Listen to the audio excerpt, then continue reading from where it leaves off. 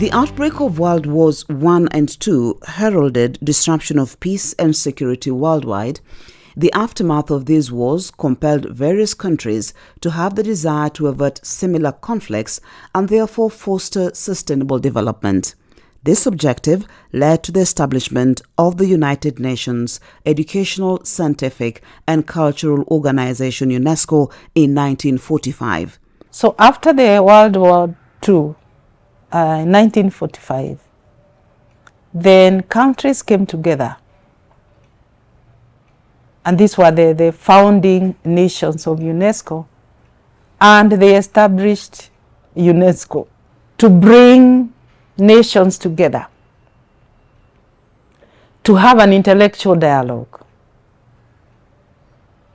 to promote solidarity of mankind, to promote peace and sustainable development in the world.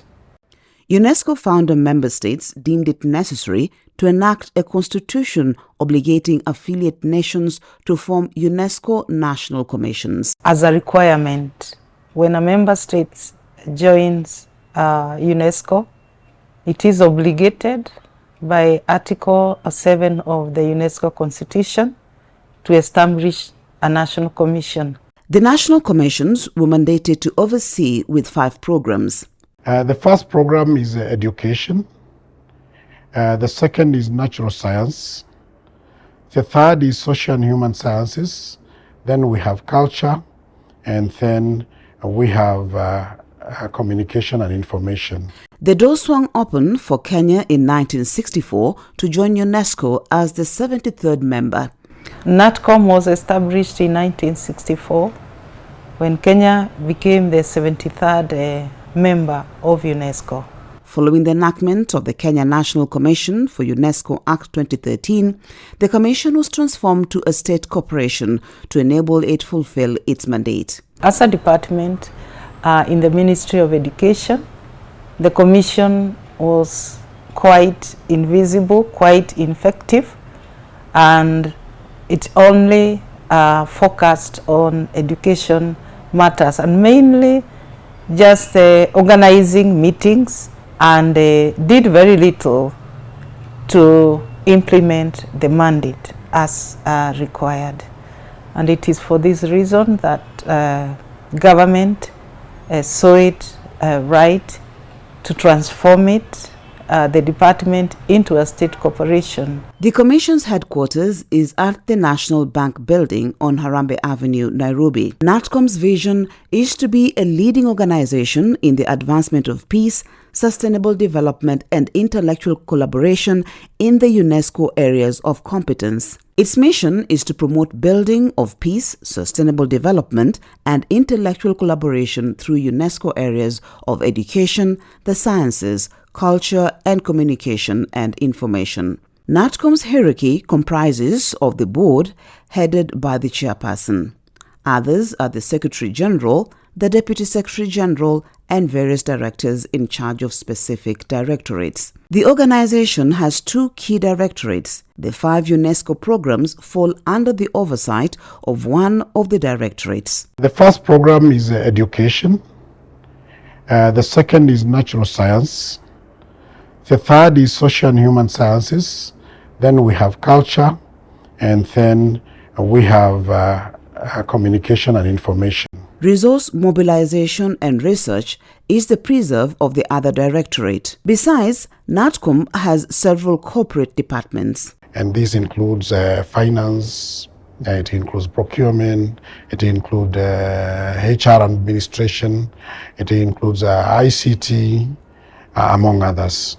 As a state corporation, the Commission has realized remarkable achievements as enumerated by the Secretary General and her deputy. The first milestone that we are happy about is that, the conversion from a department to a state corporation.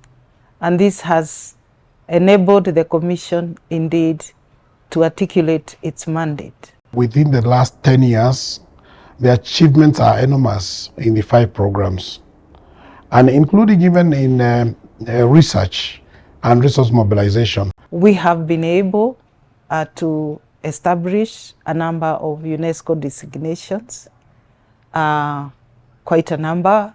We have 7 World Heritage Sites this far. We also have 6 UNESCO Biosphere Reserves in the country. We have quite a number of other designations, like the UNESCO Unitwin chairs at the universities. These are 12 this far, and these are indeed the centers of research and collaborative research, and they are able to benefit from the global network of UNESCO chairs. For instance, in education, we have programs in sustainable development, that is education for sustainable development. We have an activity on global citizenship education for development, among others. And these are key activities. NATCOM's highest ranked program is education. This falls under a directorate. Numerous interventions have been developed to complement the mandate of the Ministry of Education. The program has played a pivotal role in the implementation of basic education. Specifically, the program is really keen on matters digital literacy and complementing what the Ministry of Education is doing, where there is a lot of focus on basic education, and the Commission has been supporting the efforts by the Ministry through enhancing the competencies of teachers in early childhood education. The formulation of guidelines for various levels of education and capacity building for teachers have been effected. We have developed programs or guidelines for universities and TVET institutions. Together with the Kenya Institute of Curriculum Development, we have developed guidelines for basic education institutions, and we are currently now moving towards also developing guidelines for tertiary institutions. Further, we continue to build capacity of teachers at all these levels to ensure that the guidelines are operationalized, and even more importantly, that the practices are well appreciated and taken up within the institutions. Natural Sciences is the Commission's second program. Basic sciences and engineering prominently feature. Others are ecological, hydrological, and art sciences. A considerable number of young girls have been mentored under basic sciences and engineering to encourage them to pursue science and engineering subjects. Since 2014, we've been implementing a STEM mentorship program for girls. We've been able to mentor over 3,000 girls. But of course, with COVID, we were also able now to leverage on technology, and we went digital. We had mentorship through TV. During this period, we were able to reach over 500,000 students. Similarly, there is increase in the number of man and biosphere reserves across the country. We've also been able to increase the coverage of areas under man and biosphere reserves. Currently, Kenya has 6 UNESCO man and biosphere reserves. I know many people may not be aware about this, but we are looking at sites such as Mount Kenya, Lewa, which is a biosphere reserve, Mount Elgon, which is also a biosphere reserve, Amboseli biosphere reserve, Malindi, Watamu, Arabuko-Sokoke biosphere reserve, and Mount Kulal biosphere reserve. So we have 6 of them, and one of the interventions that we've had at these sites is, one, we've continuously sensitized communities on how they can coexist with nature. The Man and Biosphere program is just about how we can promote conservation as well as sustainable utilization of resources. The Commission's third program is Social and Human Sciences that deals with ethics, social transformation, development, sports, and anti-doping and human rights, among others. Through this program, young people without jobs have been trained and equipped with entrepreneurial skills. Greatest program which we run here, which we refer to as STEP.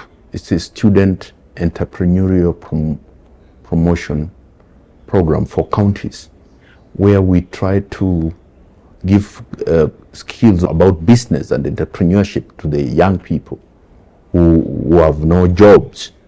And over time, these young people who have gone through our program have been able to start businesses and create jobs and make a difference at the local level. Many counties are very happy with what we're doing. Academicians haven't been left behind. The program has set up a journal that supports the research work. Within this short time, since 2019, we have one of the best journals which we've been able to set up to support the academic community. Students who are doing their postgraduate work, right from PhD and master's levels. We are publishing that work for free, and any type of research across the 5 programs. Furthermore, a digital library has been created. We have now moved from having the printed copy of the journal to an online open journal system. We've been able to transform our resource center from a library. We now have my library at my fingertips, meaning that you can log into our resources virtually. And I encourage members of the public to visit our resource center and get the login details. It's one of the best resource centers you can ever imagine globally.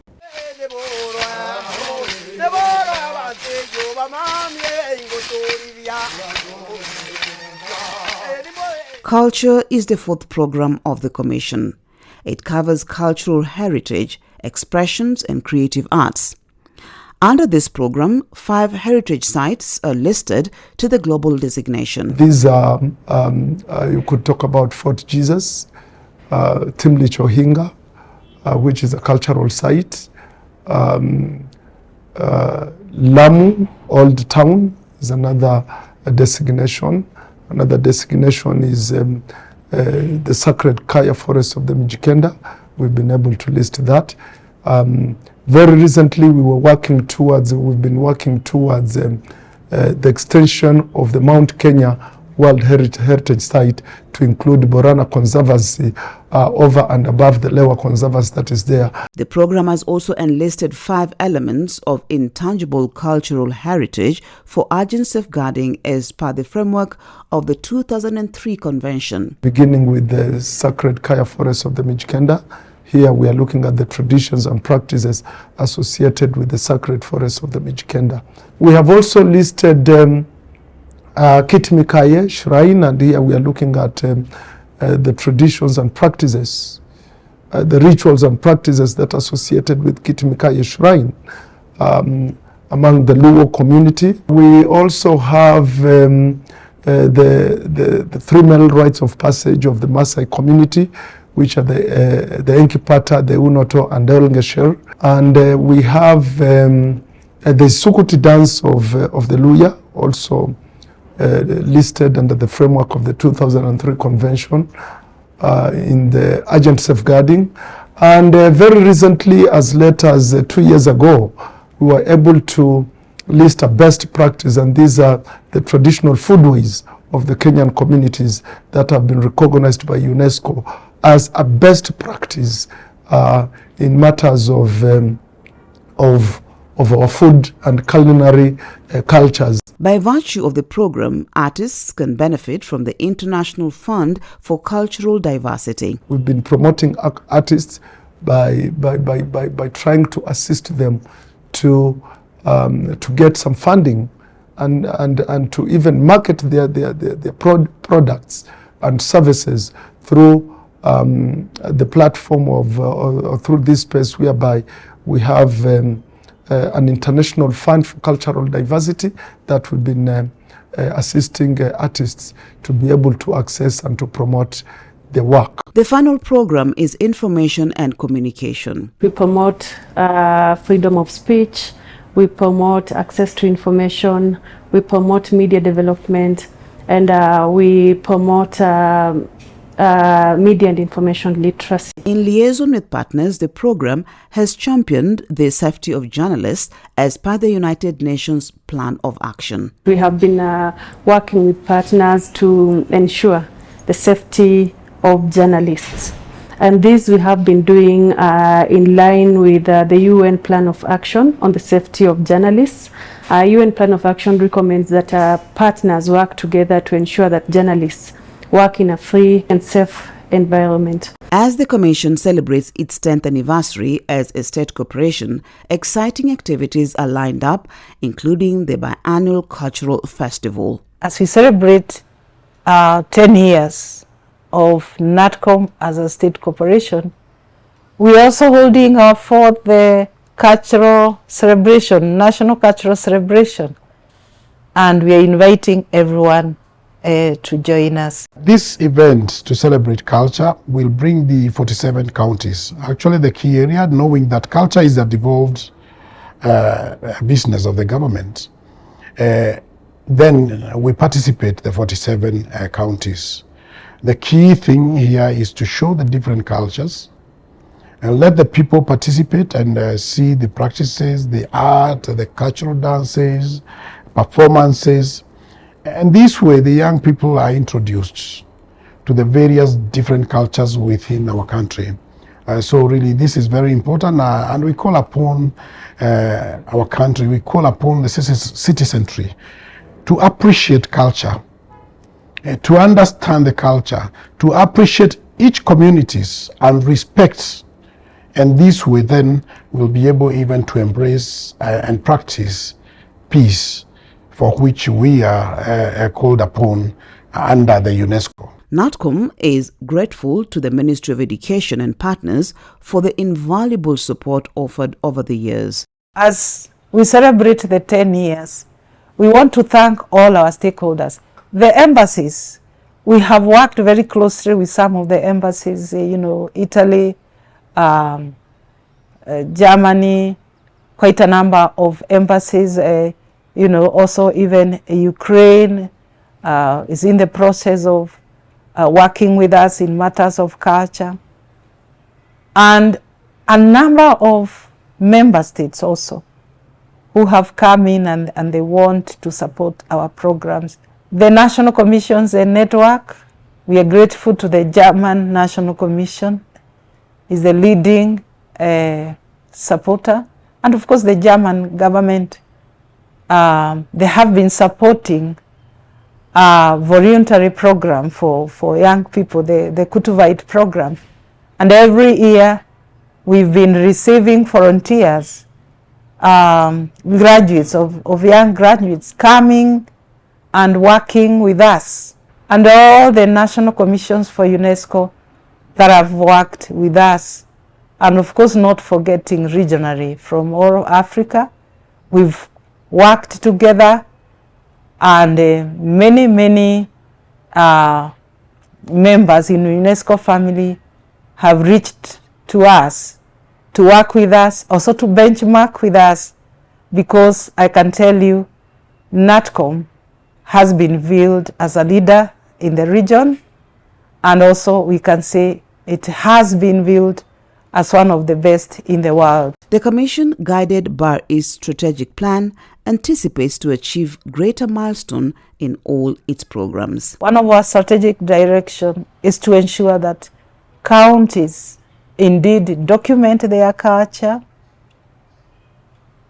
and preserve it, because we are losing our natural and cultural heritage. The growth of the Commission should be exponential, and that means we have to double our effort, and this is where we are focusing in all programs. For instance, again, in natural science, we have the STEM, that is science, technology, engineering and mathematics, especially for girls. We would want to achieve even more. If right now we have covered, say, about 300 schools, we would want to cover literally all schools, and a good sample within the 47 counties, so that then our impact would be felt even more stronger.